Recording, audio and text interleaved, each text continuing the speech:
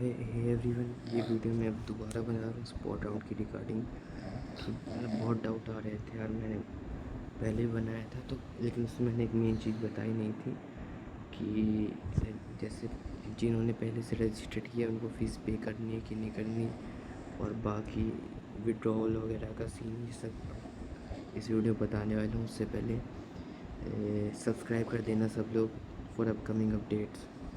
तो देखो चलते हैं, ये टाइमिंग वगैरह सब देख लेना, उसके बाद मेन टॉपिक पे उधर चलते हैं। सो देखो, जो फ्रेश कैंडिडेट हैं जिन्होंने अभी रजिस्टर नहीं किया, उनका ये पॉइंट ए है। All the candidates who have not registered earlier in phase 1 और phase 2 counselling process can now register as fresh candidate by paying non refundable registered fee 2500।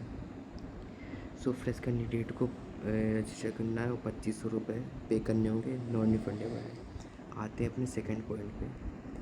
All those candidate who were registered earlier, जिन्होंने पहले से register कर लिया है, and no seat has allotted, उनको सीट allot नहीं हुई इन एनी फेज, तो उन्हें फ्रेश रजिस्टर करना है without paying registration fees. So candidate participate in this round without paying registration fees. ये ध्यान रखना, उन्हें फ़ीस जमा नहीं करनी है। आते हैं पॉइंट सी पे। All those candidates who were registered earlier allotted seat but he has withdrawn the seat for any reason। उन्होंने अपनी सीट विड्रॉल कर ली है जिन्होंने पहले पार्टिसिपेट किया था। अगर से विड्रॉल कर ली है तो उन्हें भी फ्रेश रजिस्टर करना है, और उन्हें 2500 रुपये भी पे करने होंगे, नॉन रिफंडेबल है। ओके, तो ये बात ध्यान रखना, जिन्होंने विड्रॉल कर लिया उन्हें स्पॉट में पार्टिसिपेट करना है तो उन्हें वापस उतने रुपये पे करने होंगे। और एक इस पॉइंट पे आते हैं कि कौन सा कैंडिडेट पार्टिसिपेट नहीं कर सकता। तो all those candidate who have been admitted in phase 1 and phase 2 have not withdrawal can not participate. So देखो मेन पॉइंट ये है, जो कैंडिडेट फेज़ 1 और फेज़ 2 में पार्टिसिपेट किया था और अगर उसे सीट मिल चुकी है और उसने विड्रॉल नहीं किया तो स्पॉट राउंड के ऑफलाइन काउंसलिंग में पार्टिसिपेट नहीं कर सकता है।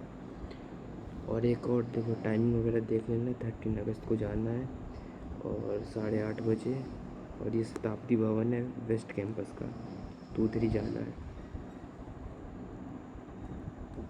और अब आते हैं नीचे वाले अपडेट पे।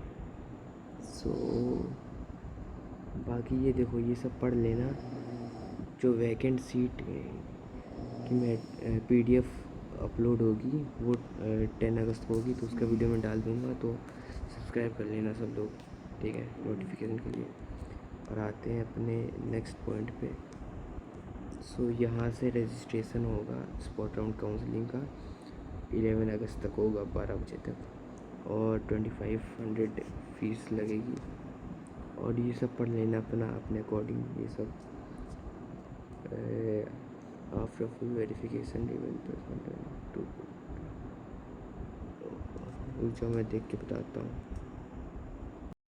हाँ, तो एक मेन पॉइंट ये है, on allotment of seat deposit all the full academic fee immediately through a permitted payment mode.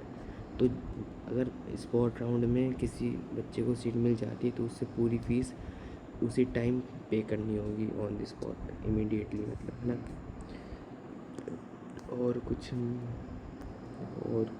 पढ़ लेना, PDF बहुत इम्पोर्टेंट है।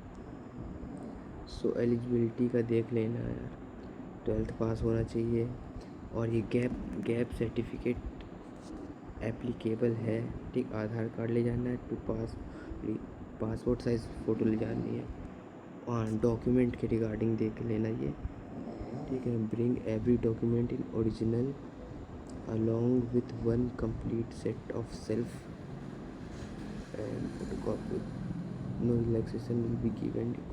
तो देखो, डॉक्यूमेंट रिक्वायर्ड है और कंपलसरी है कि ओरिजिनल कॉपी ले जानी है सारे डॉक्यूमेंट्स की।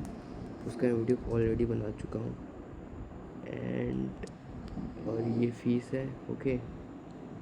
ये डॉक्यूमेंट का देख लेना एक बार, डॉक्यूमेंट ले जाना है, ये डॉक्यूमेंट लिखे ना सारे, देखो डॉक्यूमेंट क्या क्या ले जाना है।